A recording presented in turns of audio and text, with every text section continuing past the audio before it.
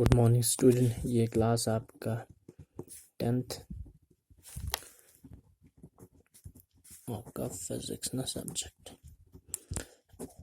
ठीक है। तो उस वक्त आपने डिस्कस किया था heating effect of electric current. तो आज हम देखते हैं इसका एप्लीकेशन उस वक्त थोड़ा सा डिस्कस किया था। ठीक है, तो हम देखते हैं एप्लीकेशन। पहला एप्लीकेशन हमने बोला था कि यूज़ होता है, यूटिलाइज होता है किसमें, तो आप लोग लिखेंगे इसका पहला application it is utilize it in, आपका किस में होता था, इलेक्ट्रिक हीटर में होता था, आपका होता था इलेक्ट्रिक हीटर, इलेक्ट्रिक ओवन में होता था,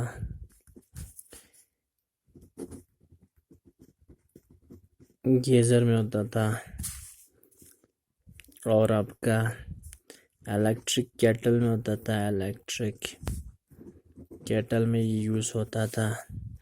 एंड और इसमें आप लोगों का इलेक्ट्रिक आयरन में भी होता था ना, इलेक्ट्रिक आयरन जिससे आप लोग इस्त्री कहता ना, उसमें भी यूज़ होता है। देखो आप लोग इस एप्लीकेंस में क्या होता है, एक जो है कॉइल होता है, ठीक है, इन एबो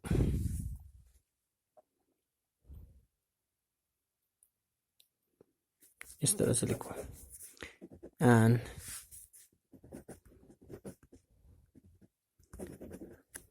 इसमें ऐसे लिखो, a high resistance coil is used in above appliances। एक हाई रेजिस्टेंस जो है कॉइल यूज होता है, ठीक है ना, जो है एप्लीकेंसेस है उन सब में। ठीक है, देखो आपका one current flow through these appliances, जब आप लोगों के इस एप्लीकेंस में से क्या होगा, करंट फ्लो होगा ना,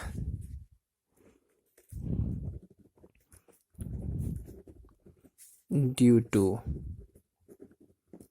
हीटिंग इफेक्ट इसका रेजिस्टेंस ज़्यादा है तो हीटिंग इफेक्ट भी ज़्यादा होगा ना, due to heating effect the heat is developed in the above appliances।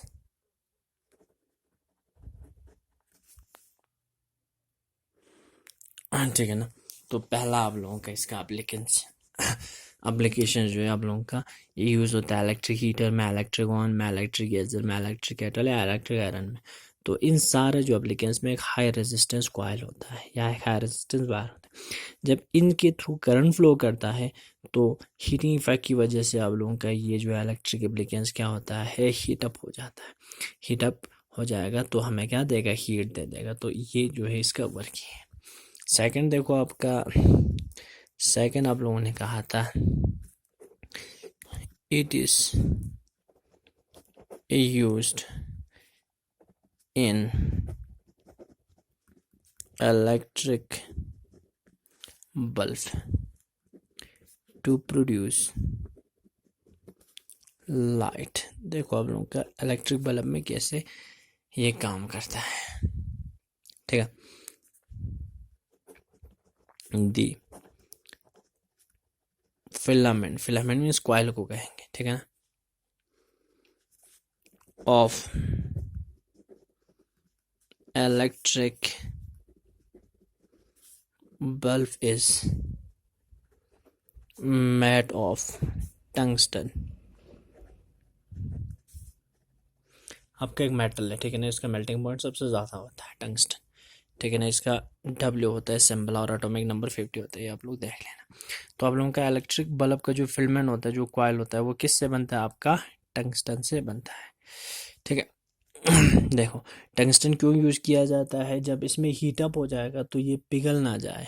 अगर दूसरा मेटल अगर उसमें लगाएंगे तो क्या हो जाएगा, इसका टेम्परेचर बढ़ जाएगा, हीटिंग इफेक्ट हो जाएगा, इसकी वजह से वो क्या हो जाएगा, मतलब जो है वहाँ पर पिघल जाएगा, जल जाएगा। लेकिन यहाँ पर फिलामेंट यूज़ किया है टंगस्टन का, आप लोगों का 3000 की लगभग जो है 3000 से भी ज़्यादा इसका क्या होता है, मेल्टिंग पॉइंट होता है, इतना हीट अप हो जाएगा तब भी वो नहीं पिघलेगा। इसीलिए यहाँ पर क्या यूज़ किया जाता है, टंगस्टन। टंगस्टन, ठीक है ना। when the current flow through the tungsten filament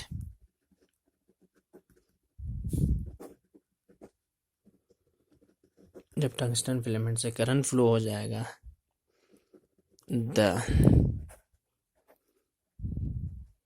filament become red hot, तो फिलामेंट क्या बनेगा, रेड हॉट बन जाएगा। एंड इमिट लाइट, कोई भी आप लोगों का जो है चीज़ रेड हॉट बनता है वो क्या इमिट करता है, लाइट इमिट करता है, ठीक है। तो यहाँ पर जो आप लोगों का ये इलेक्ट्रिक बल्ब है, देखो आपका ये इलेक्ट्रिक बल्ब, तो यहाँ पर एक फिलामेंट होता है ना इस टाइप का, ये बनता है टंगस्टन से। तो यहाँ पर एक नोबल गैस बढ़ते हैं, आर्गन या आपका हीलियम, एक नोबल गैस बढ़ते हैं सिंपल से। तो नोबल गैस क्यों बढ़ता है, दूसरा गैस क्यों नहीं बढ़ता है, ताकि वो टंगस्टन के साथ रिएक्ट नहीं करता नोबल गैस। इसीलिए अगर दूसरा गैस इसमें डाल देगा, हाइड्रोजन ऑक्सीजन वगैरह डाल देगा, तो ये टंगस्टन के फिलामेंट के साथ क्या करेगा, रिएक्शन करेगा। इसीलिए यहाँ पर एक नोबल गैस डालते हैं, आर्गन हीलियम वगैरह डालते हैं। तो ये जो है आप लोगों का यूज़ किया जाता है इलेक्ट्रिक बल्ब में टू प्रोड्यूस लाइट। तो फिलामेंट जो होता है वो बनता है टंगस्टन का, क्यों बनता है, क्योंकि उसका टेम्परेचर मतलब मेल्टिंग पॉइंट क्या होता है, सबसे ज़्यादा होता है, 3000 डिग्री सेल्सियस तक होता है, ठीक है। जब ये हीट अप हो जाएगा तो ये पिघल ना जाए, इसीलिए क्या यूज़ करता है, टंगस्टन यूज़ करता है। तो जब इसमें से करंट फ्लो करेगा तो ये आप लोगों का फिलामेंट क्या हो जाएगा, रेड हॉट बनेगा, और ये क्या करेगा, लाइट को इमिट करेगा। ये आप लोगों का दूसरा एप्लीकेशन। देखो आपका, तो ये थर्ड देखो, इट इज यूटिलाइज्ड या यूज्ड इन इलेक्ट्रिक फ्यूज। तो ये किस में यूज होता है, इलेक्ट्रिक फ्यूज में यूज होता है, ठीक है। It is use in electric fuse to protect our house hold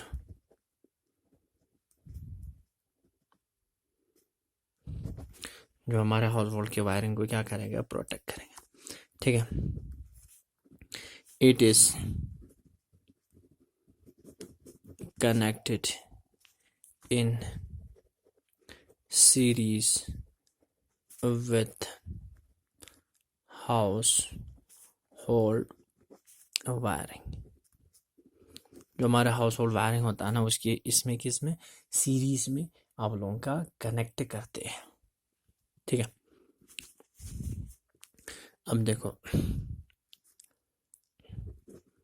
due to